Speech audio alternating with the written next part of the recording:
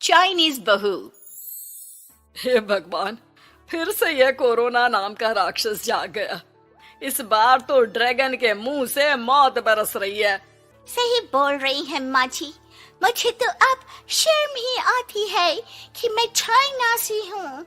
न जाने क्या क्या खाती हैं, कैसी कैसी बीमारी फैलाती हैं। अरे बहू, लेकिन वहीं से तो तू भी आई है ना मेरी लाडो। तू तो अंडा भी नहीं खाती। माँ जी, अच्छा खासा सब ठीक हो गया था, लेकिन पता नहीं कैसे ये फिर निकल कर आ गया। काश चाइना वालों को थोड़ी सी और अकल होती तो आज हम लोगों से अपने यूं जुदा ना हो रहे होते। कोरोना की नई लहर से देश में हो रही मौतों और घर में बंद रहने के कारण हमारी चाइनीज बहू बहुत दुखी होती है। उसे लगता है कि भारत में जो कुछ भी हो रहा है वो उसी के कारण हो रहा है। अब हमारी चाइनीज बहू परेशान सी रहने लगी। अरे क्या बात है मेरी चाइनीज गुड़िया, आज तू एक्सरसाइज नहीं करेगी? अरे ना तो तूने जूस पिया है। क्या हो गया लाडो? कुछ नहीं मम्मी जी, बस अच्छा नहीं लग रहा। लोग मर रहे हैं और मैं जूस पीऊं। माँ जी, चाइना से आई ये महामारी और मैं भी तो चाइना से ही आई ना। अरे अरे बेटा, ऐसा ना सोच। सास पूरी कोशिश करती कि वो चाइनीज बहू को समझाए कि इस बीमारी के लिए वो खुद को दोषी ना समझे, लेकिन माँ जी, मैं आज खाना नहीं खाऊंगी। अब सबका खाना बना दिया है। मैं कमरे में जा रही हूँ, प्लीज डिस्टर्ब मत करना। सास ने अपनी हंसती खेलती बहू का ये रूप तो कभी देखा नहीं था, लेकिन करती भी तो क्या। अगले दिन सुबह सुबह, अरे ये पूरे घर से स्वादिष्ट खाने की महक आ रही है। ये कौन है जो चाय बनने के वक्त लंच बनाकर तैयार कर रहा है? वो किचन में आती है जहाँ चाइनीज बहू ने शुद्ध वैष्णव खाना तैयार कर रखा था। अरे बहू, सोई नहीं क्या जो इस वक्त इतने प्रकार का खाना बना लिया? हाँ हाँ माँ जी, क्या करे, जब दिल में बोझ हो तो नींद नहीं आती। तभी तो मैंने सोचा मैं गरीब और जरूरतमंद लोगों को खाना पहुंचा दूंगी। वो ढेर सारा खाना रोज बनाती और गरीब और बेसहारा लोगों में बांटती। क्या कर रही है बहू? कितने दिनों से देख रही हूँ तू अच्छे से सोती भी नहीं है। क्यों कर रही है लाडो? क्या करूं माँ जी, मेरे देश के लोग जीवन की लड़ाई लड़ रहे हैं और मैं सो जाऊं, मुझसे नहीं होता। एक दिन चाइनीज बहू पीपीटी किट पहनकर खड़ी होती है। अरे ये क्या बेटा, खाना देने जा रही है या लड़ाई लड़ने? माँ जी, मैं कुछ दिनों के लिए घर नहीं आऊंगी। मैंने सोचा है कि मैं घर से बाहर रहकर कोरोना के मरीजों की देखभाल करूंगी। ओ प्लीज प्लीज आप मुझे रोकना नहीं। नहीं नहीं बहू, ये तो तूने बहुत ही नेक काम सोचा है। बस बेटा तू अपना ख्याल रखना। बहू वहाँ से चली जाती है, लेकिन सास की रोज फोन पर बहू से बात होती। घर पर क्या है माँ, क्यों भेज दिया तूने उसे? बाहर कितना खतरा है, उसे कुछ हो गया तो? अरे बिल्कुल चिंता ना कर, उसने सारे नियम कायदे को फॉलो किया है।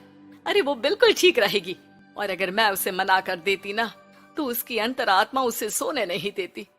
तू तो सारा दिन घर से ऑफिस का काम करता, लेकिन मैंने देखा है उसे कितना परेशान रहती थी कुछ दिनों से। हाँ वो भी है। उधर चाइनीज बहू लोगों का खूब ख्याल रखती, उन लोगों तक खाना पहुंचाती, उनके बच्चों की देखभाल करती। एक दिन बहू अपनी सोशल साइट देख रही थी तो उसे दिखता है कि एक आदमी ने बच्चों की देखभाल के लिए पोस्ट डाली है। बहू उसे फोन करती है। मैं आपकी कोई मदद कर सकती हूँ, प्लीज बताओ। दूसरी तरफ से आवाज आती है। मैं और मेरी बीवी दोनों ही कोरोना से पीड़ित हैं। हम लोगों के बच्चों को देखने के लिए कोई नहीं है, प्लीज हमारी मदद करो। हाँ हाँ बिल्कुल, आप परेशान न हो, मैं आ रही हूँ। मुझे आपका एड्रेस बताओ। वो आदमी बहू को पता लिखवाता है। वहाँ वो पहुँच जाती है। ओह, ये किसे बुला लिया आपने? ये तो चाइनीज है, इसी के कारण तो हम लोगों का देश इस परेशानी से जूझ रहा है। अरे पर ये तो हिंदी में बात कर रही थी। तभी बीवी की ऑक्सीजन लेवल गिरने लगती है। ये क्या हो रहा है? आप टेंशन क्यों ले रहे हैं? जल्दी से इन्हें अस्पताल लेकर जाइए। रुकिए, मैं आपको एक अस्पताल में बेड भी दिला देती हूँ। वो मेरे अंकल का अस्पताल है।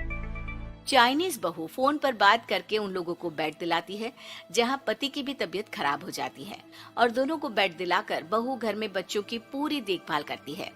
सास का बहू पर फोन आता है। अरे मेरी चाइनीज गुड़िया, कैसी है रे तू? अरे माँ, पीछे की गली में ही हूँ मैं। वो खालिया लोग है ना, उन दोनों हस्बैंड वाइफ को कोरोना हो गया था।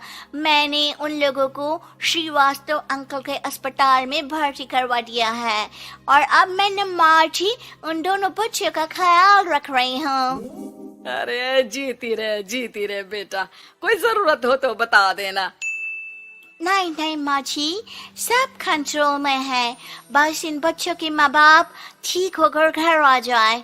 अच्छा माँ, इन लोगों के घर का फोन बज रहा है, मैं आपको थोड़ी देर बाद कॉल करती हूँ। लैंडलाइन में घर के मालिक का फोन था।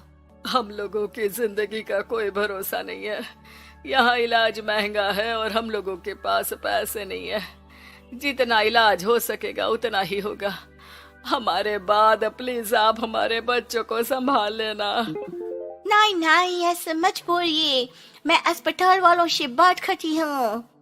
बहू अपनी बैंक से अस्पताल वालों को पैसे दे देती है और फोन पर कहती है, मैंने आप लोगों के अकाउंट में पैसे डाल दिए हैं। इन दोनों का अच्छे से इलाज होना चाहिए।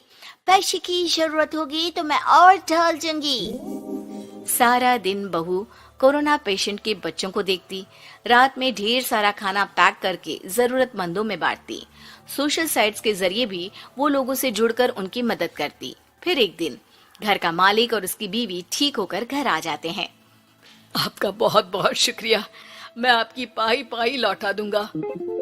भाई नहीं, पैसा दिया था, लेकिन वो जब आप बिल्कुल ठीक हो जाना तो क्षमा कर दे देना, कोई बात नहीं। दोनों पति पत्नी चाइनीज बहू का शुक्रिया अदा करते हैं। आप तो हम लोगों के लिए भगवान की तरह हैं। आपका बहुत बहुत शुक्रिया।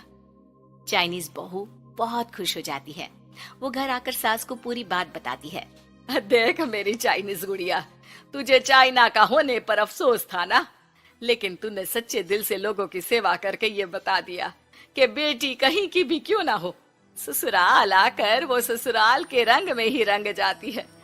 अब तो तू मेरी भारतीय बहू है। हाँ।